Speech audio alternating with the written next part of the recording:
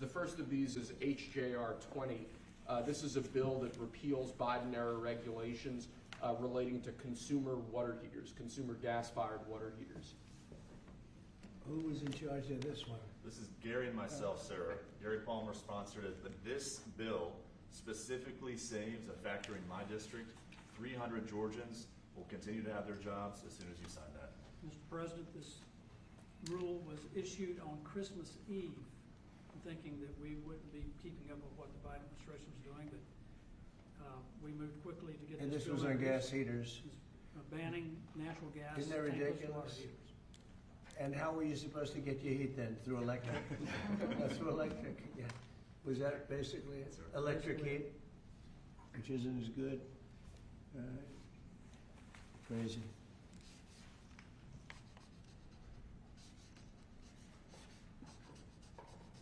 Here, Gary, hold that up. Brian, hold that up. You guys were great.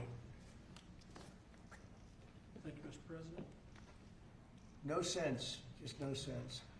But in addition to that, you have a lot of workers that lose their job, right? Yes, sir. Right. 300 workers Crazy. saved because of you.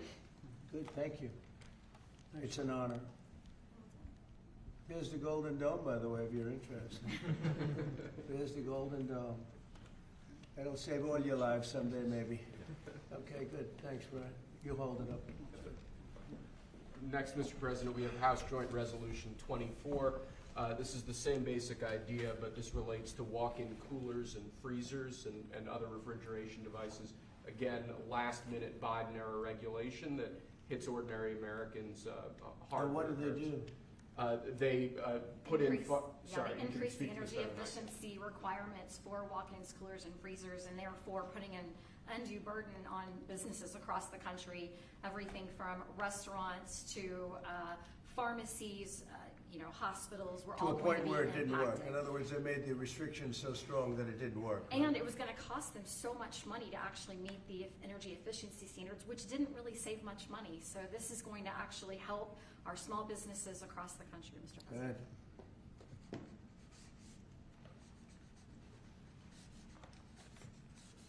Many manufacturers would have had to close stop lines, shut down entire lines of businesses. And I just want to say, rescinding these, this was done days before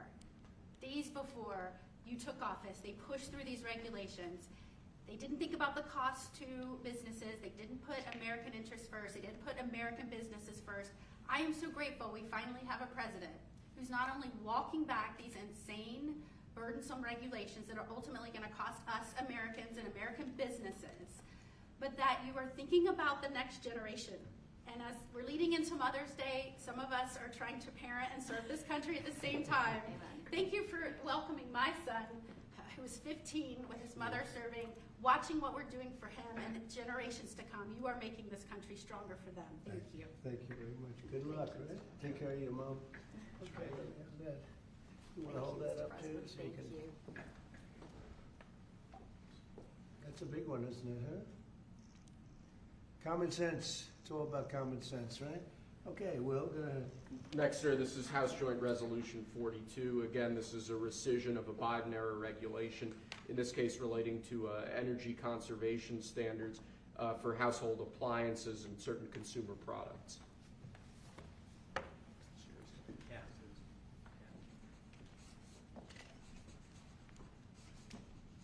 That's a good one. I know who's over there.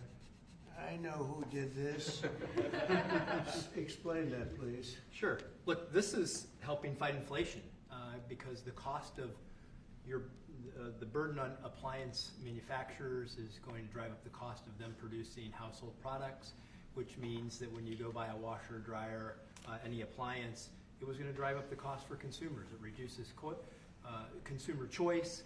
But in the bottom line, we've been trying to fight inflation. This fights inflation. This takes the cost out of producing these products that Americans need every day. And when you add all this up, it's one regulation here, one regulation there. They always say it's de minimis, but when you add it all up, it costs a lot to American consumers, and this is fighting back. And it's not as good.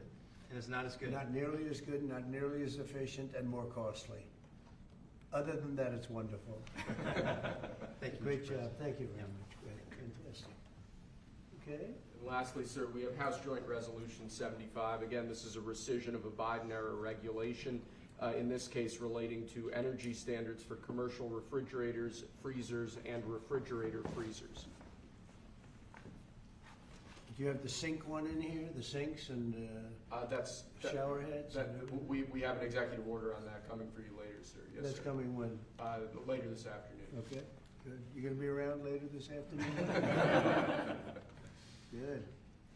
Sinks and shower heads, where you buy a home and you have a new shower head and you don't get any water, the water doesn't come out of the sink, the water comes out of nowhere. What a shame, what a ridiculous waste. Okay, let me do this. Come here, who's responsible for this, This Will? is mine, Mr. President.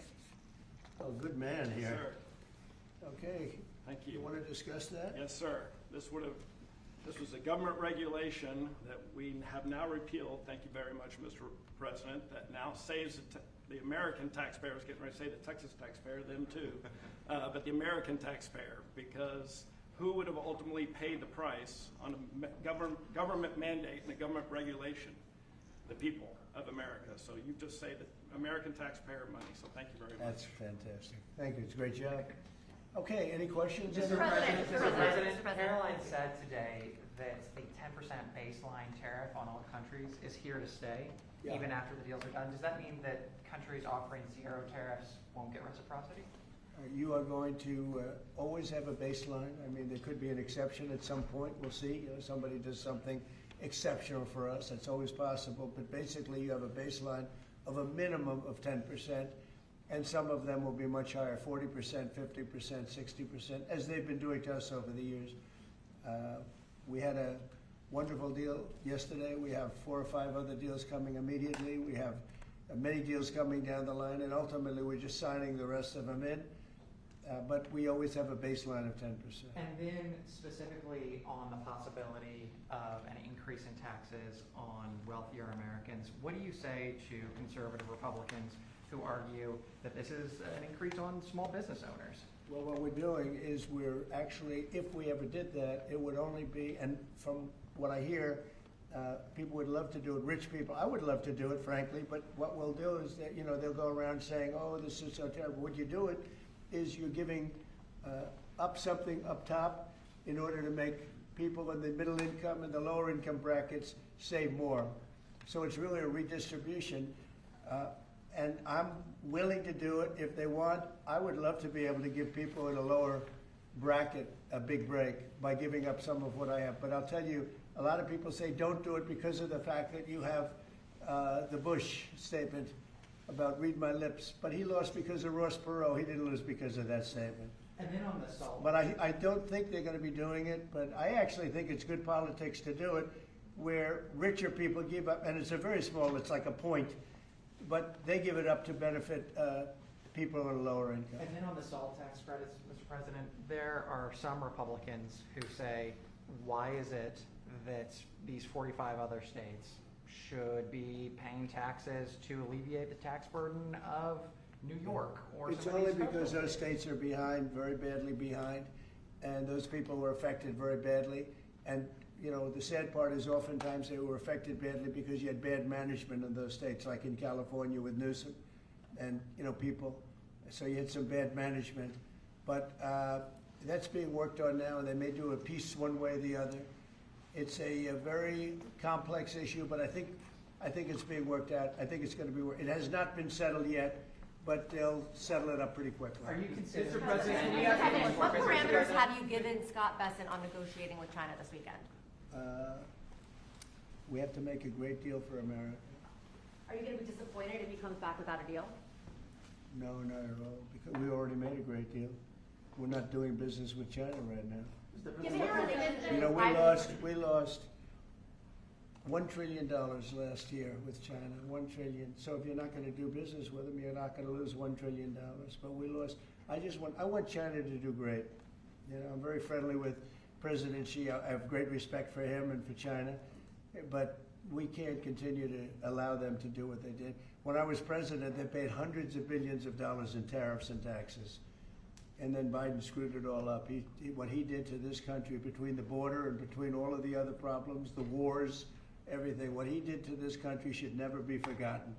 But one of the things he did is the trade was so bad and so imbalanced. So I think we're going to come back with a fair deal for both China and us. Have you given Besant a number of how low you're willing to go? Yeah, I am.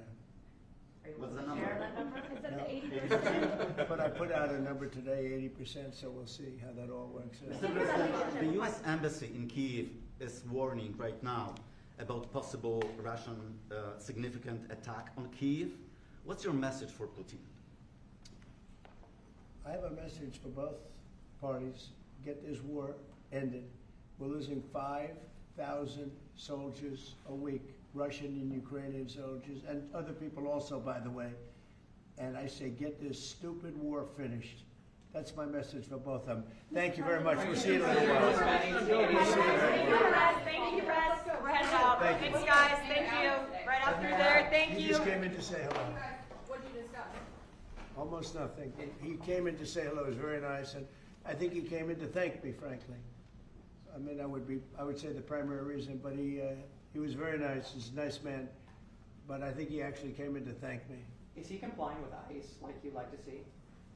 You'd have to ask Tom Homan. Do you have a reaction to, Mr. President, do you have a reaction to Bill Gates' comments yesterday that the cuts in USAID will lead to millions of deaths of children around the I world? don't know anything about his comments. Thank you. Thanks, guys. Thank you.